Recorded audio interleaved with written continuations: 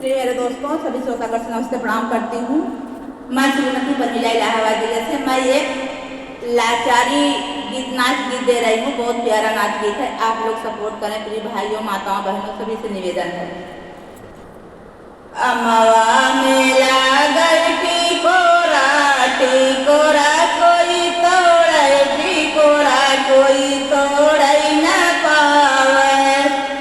अमवा मेला गलती कोरा टिकोरा कोई तोड़े टिकोरा कोई तोड़े न पावे।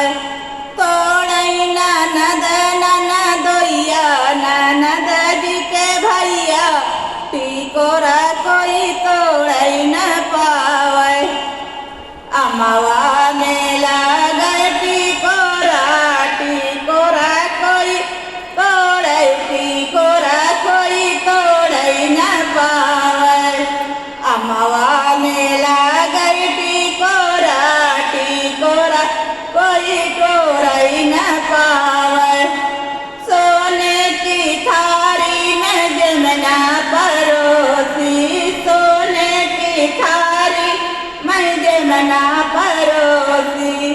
जे मैना ननद ननदोइया ननद जी के भैया टिकोरा कोई तोड़े न पावे।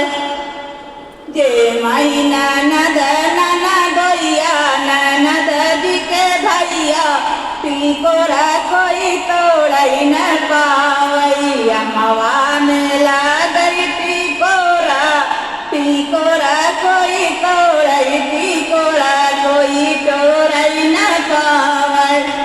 झंझरनी गेरुआ मैं जल भरी लाई झंझरनी गेरुआ मैं जल भरी लाई जल भरी लाई हो जल भरी लाई।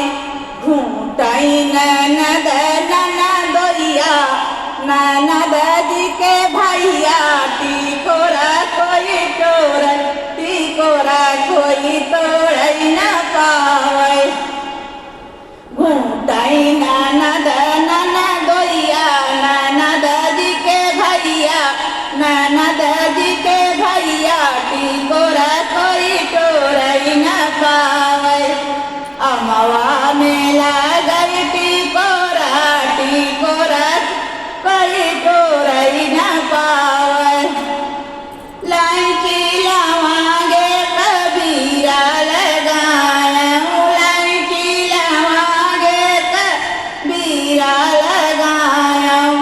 ऊंचाई ननद ननदोइया ननद जी के भैया ननद जी के भैया टिकोरा कोई तोड़े न पावे।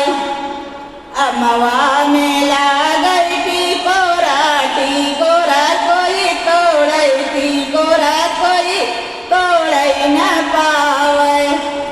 बेला चमेली कसे झेल गायूं बेला चमेली कसे झेल गायूं।